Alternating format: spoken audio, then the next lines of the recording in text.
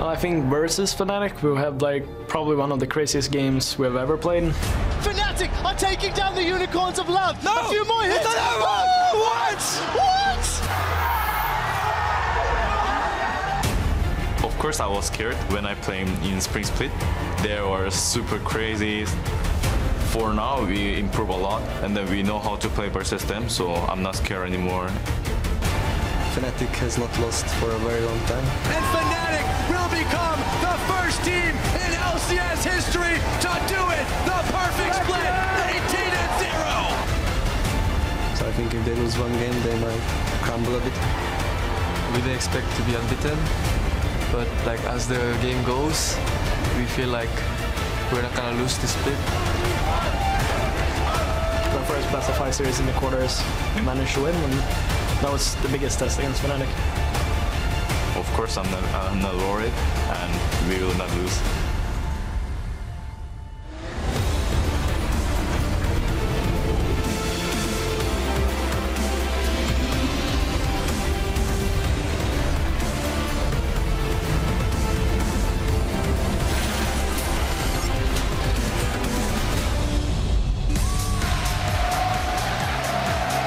Welcome to the European League Championship Series Summer Semi-Finals. It's a full house here in our studio in Berlin, Germany, where earlier we saw the crowds getting absolutely rowdy. They are ready to go. They were waiting inside because it was a bad weather for a change here in Germany in the hot summer. There's some Fnatic fans cheering in there. The team themselves 18-0 so far on the split, now looking to be defeated here. And the Unicorns of Love as well, with Horo in their ranks after, of course, that fantastic performance last week. I'm Ifir Shogazapur to the back for our last playoff match before we pick up shop and head to Stockholm, Sweden for the summer finals. And joining me is James Stress O'Leary, Elements jungler Dexter, and the coach for Roccat, Yamato Cannon. Welcome, guys. Ready for another day of games here? Let's pull off the bracket because yesterday we came a little closer to filling it in for the playoffs. Of course, H2K versus Origin. OG, great performance overall, but unrecognizable H2K. Yeah, I think H2K really underperformed in comparison to other players what they played and throughout the first half of the split. But yeah, I think H2K didn't really perform up to the standards that we hoped that they will perform. But overall, I think OG played pretty well overall though. Yeah, OG is in the summer finals. Will be up against whoever wins here today. H2K down to the third place match to the loser today. So we'll see what they can do in that one. It's been an interesting split though when you look at it all season, because this is the second split in a row where a former challenger team coming into the split is in the finals. So this time around though, Origin, although they were a challenger team, they're not a stranger to finals when it comes to most of their players. So a lot more experience compared to the Unicorns. 86 playoff games, not really all rookies except for Nils. But there's more than just pride and glory on the line in Sweden. The first place match will also crown the European LCS champion and will lock in the #1 European seed at Worlds. Of course, very important for where they end up there. And the rest of the teams will be playing for championship points for ticket #2. And with that in light, if the possible outcome of the Unicorns of Love not winning here, that third place match becomes super hype for Worlds. Oh man, a third place match for a World Championship spot would be probably the most hype third place match we've ever had here in Europe. But you know, there is one last spot at the World Championships, and that is available to whoever wins the regional qualifier, which Yamato cannot be happy his team is still in the running for, because the winner at the end of the regional qualifier, as we said, will go to Worlds, but they've got to go through 3 best-of-5s, potentially, if Roccat want to make it. God bless the new system. Well, the thing is, I think we have good chances. I think anyone that is going to end up in the regional qualifier has good chances. Yeah, we will see. It'll be well, very exciting and very tense for you. So wish you good luck to running through the gauntlet. With that, LMS also awarded their second Worlds ticket today for the Yoi Flash Wolves. Will be joining AHQ in representing the region in October, and it's starting to fill out. Yeah, and you know, as of today, LGD became the first team to qualify from the LPL as well. So you know, they locked their lead there with circuit points, and they'll face QG in the summer finals as well. Everything's starting to develop here in Europe, though we're still looking for our first qualifier for Worlds, and the journey to the summer finals and Worlds will continue today with a rematch of the spring playoff finals between the undefeated Fnatic and the Unicorns of Love. And of course, as soon as everything wraps up here in Berlin, we're going to shoot it over to Dash and the rest of the NELCS team for that showdown between Team Liquid and TSM, which is going to be incredibly hype as well. What do you guys think about that one? TSM. TSM? I think TSM, yeah. No, I think Team Liquid, actually. Oh. Really? There's just the urgency always whenever I hear TSM, you want to say TSM. Yeah. There's just something magical about TSM. TSM. I think with Reginald stepping in and having like 3 weeks of preparation for playoffs, I think TSM is gonna just go through the series 3-1 or 3-2. Well, we'll see. That comes up after all of this. But for now, we're dialing in on our clash here on this side of the pond. It will leave us with our first European qualifier for Worlds 2015. Yes, this actually, strangely enough, in a semi-finals match, whoever wins will be going to Worlds because Fnatic will win on points, or Unicorns will tie Fnatic on points, but will have more points from Summer if they win today. So whoever's going through this game has a minimum second seed. Yeah, our first representative, we will know it today. Before we dive in further, we're going to check in with the starting lineups for Fnatic, the squad that went from being unknown to being undefeated in the summer split. Huni, Rainover, Febiven, Reckless, Yellowstar, and the coach of the split, Daylor. And on the other side, looking to hand them their first loss from facing SK Telecom T1 in the mid-season invitational. Yes, it's been that long. Is the Unicorns of Love, is Chachi, Horo, Power of Evil, Vardax, Hylissang, and their coach Sheepy. Well, if there ever was a favorite in a matchup, then Fnatic is such a big favorite in this one. What a run they've had so far.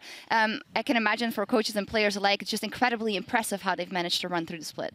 Yeah, it's definitely when you go up against Fnatic, especially in this split, you know, okay, what are we going to do? There's no way of thinking of something where you can come up with, okay, we're going to get ahead in the draft, for example, because you know that no matter what happens, their players can play everything. They have like the biggest champion pools right now in Europe, and it's pretty hard to prepare. And I'm pretty sure that even the coach Yamato here can agree on that, right? For sure. Even the statistics we have on the screens tells kind of a story of the run Fnatic has had through the season. 27 Barons. This is higher than any other number, I think, in the EULCS or any LCS. I'm not sure if I'm correct, but Fnatic is say like... it with confidence, man. Someone's going to nitpick what I say, but like Fnatic, they've shown very few weaknesses. Some weaknesses, but I think they've had so much time now, 3 weeks, to fix those weaknesses. You are correct, by the way, but... Yeah. On the other side of the rift, though, when you look at the Unicorns, their split's been a lot more shaky. I mean, 9-9, same finishing spot as they did in spring when it comes to their win-loss. But, you know, against Rocket in the quarterfinals, they looked like a little bit better of a team than we have seen in previous weeks. I still don't think it's enough, but they are showing improvement. Yeah, for sure. I think the addition of Horo was a massive improvement over any other jungler they've had. Horo provides a sense of consistency. He understands the jungle matchup very well. I think you can elaborate a bit better on this, Lexo. Yeah, I think especially in the series against Rocket, he has shown that he is one of the best early game junglers right now in Europe, probably. He had an extremely good stats. I mean, 508 pre-15 minutes and almost 80% kill participation, which is everything you want from a jungler. Horo brings that to the table, and he also brings a really, really good sense of consistency, what UL has been struggling with. And we see it here as well, yeah, the roams and just the decision-making in the series versus you guys did seem to be a notch higher than it was for them beforehand. When I was watching this series, what I noticed, the thing that UL has a massive advantage over any other team, I think they're more creative than anyone else. Creativity in League is like plays that are very risky, but if they work, they just pay off immensely. And that play we saw previously, that's a game-winning play when you get a double kill with a roam on top. Yeah, that roam from Hylissang was just fairly, well, it wasn't even fairly unexpected, very unexpected. Nobody noticed him. And he flashed onto the screen and suddenly pick up a kill. But you can see some of the Unicorns gameplay playing out there. But you guys were talking a lot about Horo, and honestly, I feel like Horo is one of the places that Unicorns of Love may have a factor in today's game when it comes to potentially undoing Fnatic. Obviously, it's a big ask, but Rainover has been perhaps the weak link when it comes to picks and bans. We took a look at champion pools and how they overlapped between the two teams, and we wanted to highlight the junglers because outside of the Gragas and the Rek'Sai, there are a few different picks that Rainover's had to kind of default to when he's been banned out. I mean, yeah, I think that statistic is like a bit outdated right now because we see Elise coming in, and I'm pretty sure that Rainover had enough time to actually pick up that champion. I'm not really sure about Nidalee because I can't really see Rainover play Nidalee because it kind of messes with their team chemistry, but maybe Fnatic will actually surprise us and pick it up. But I'm pretty sure at this point that Rainover can play everything, what he has to play to come out ahead in the series. I would like to add that throughout the season we've seen that Fnatic, both against Origin and HOK, fell behind, mostly because of jungle bans. I think Fnatic as well have seen this weakness, and they've had 3 weeks to fix this weakness. So I'm almost 100% sure that Reignover is going to pull out Nidalee or Elise in this matchup. If he does, and say they both get, if they get Nidalee versus Elise or what, do you think that Horo on pure strength or ability could be able to outplay him? I think in the early game, Horo has an advantage because from watching and playing against Reignover, I know that he's a jungler who doesn't take any risks. He would not go for a gank if he doesn't know where the enemy jungler is. But Horo is much more likely to take that risk, but he's more calculated in that regard, I think. Whereas, yeah, I think Reignover likes to farm up, power farm, and be a threat to reckon with in the mid game, where Fnatic just straight up wins any game. The dangerous thing, though, what I feel is, I agree with you. I give the edge to Horo in the jungle matchup. It's just, I feel in the lanes, I think it just favors Fnatic too much to almost make a difference in the jungle if they get the proper jungle matchup. And I feel like one of the lanes that really has the strongest favor for Fnatic, both in picks and bans and in gameplay, is the bottom lane. Specifically, when we look at AD carries, you talk about Reignover maybe adapting over the last few weeks. One player that hasn't shown us the adaptation has been Hylissang. His 3 Kalista games were earlier in... sorry, yeah, VODS. Thank you very much. That was way wrong. But Kalista, 3 games for VODS earlier in the split. Haven't seen him play it since. Didn't see it against Roccat. However, on the other side, Reckless, we know Fnatic have played the Kalista compositions. You put a bunch of utility champions with him and let him carry. So I think this is a big weakness for the Unicorns. We have to also mention that Fnatic is blue side on all 5 games today. So what we can expect from him, it's either going to be a silver ban from Fnatic probably to ban that out and first pick a Kalista, or we're going to see a first pick silver from Fnatic to just deny that, because they have no threat of actually leaving Kalista open, because we know VODS is not going to be the main carry of the Unicorns. So I think that's going to be really interesting to follow the AD carry bans and probably see how Unicorns adapts, because we saw in the Game 5 of Rocket, he had to fall back to a Varus, which is, in my eyes, is not a very strong pick. It was all a game plan, man. Was it a game plan? Was it? Like the memory of Varus pains me because you lost. Yeah, we lost against a Varus AD carry. It's okay. I lost against Tam Can't Stop, so it's okay. What's worse?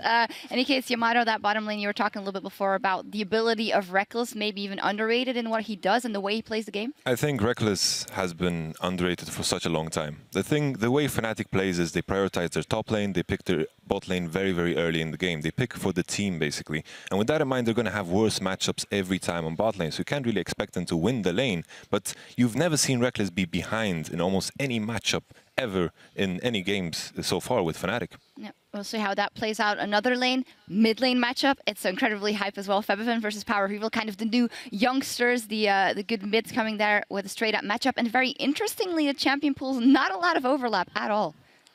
Yeah, I mean, we saw that Fnatic has been the one team that has been sticking to the meta completely, no off picks. We have seen a very strong performance on Azir and Jace in the splits earlier, and then Victor too. Victor's gonna be a pretty big pick because we saw in the quarterfinals already how important that pick is, and it's gonna be really interesting to see how both of these mid lane are gonna stack up, because both of them have a very different champion pool actually.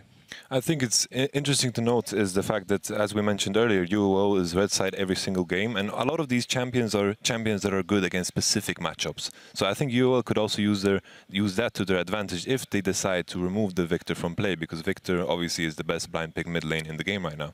So that's a lot to take in on picks and bans. And, you know, if you guys at home want any more time to look at this graphic, LOL Esports will be tweeting out the full graphic for all 5 lanes as well, just in a short matter of time. So there's a lot of information, but you can check that out in your own time. Indeed. Too. You can also take a look at all the top lane matchups. It's the only thing that we haven't touched on yet, because Huni has been such a dominating force for Fnatic. And then Vizicachi, he had that very good Gnar split pushing game there, Game 5 Rocket, if I recall correctly. But, you know, how much of an effect would that have here? Huni, you know, he seems unbeatable. It's like I made a point about Rush being a carnivore and Xmithie being a vegan. I think the same goes for this matchup. Huni being the carnivore and Vizicachi being the super vegan in this case. But of course, Team Impulse lost, so maybe I'm going to jinx it all and screw Fnatic up. We'll see. To that point of being the carnivore, on average, Huni is up 70 CS at the end of the game for his opposing top laner. Vizicachi in the regular season was down 21. That's a difference of more than 90 CS. So we'll see what happens in that matchup. A lot of picks, very interesting. We'll see how it evolves. And we want to hear what you think, and hit us up on Twitter and tell us at LOL Esports. Which champion do you think will be a key pick and ban in today's best of 5, and why is that? Remember to use that hashtag LCS, and we will run over your answers with our analysts here later today. A lot to take in, and it's time to load up for Game 1 in this best of 5 series. As we kick it to the caster desk, Vizicachi tells us how an early lead will go a long way against the undefeated Fnatic. It comes down to preparation, I would say. We get really good preparation and we feel prepared, confident going into the series. We can start off with a really good game and take the first game. Then the best of 5 series will be pretty much in our favor because Fnatic has not lost for a very long time. So I think if they lose one game, they might crumble a bit.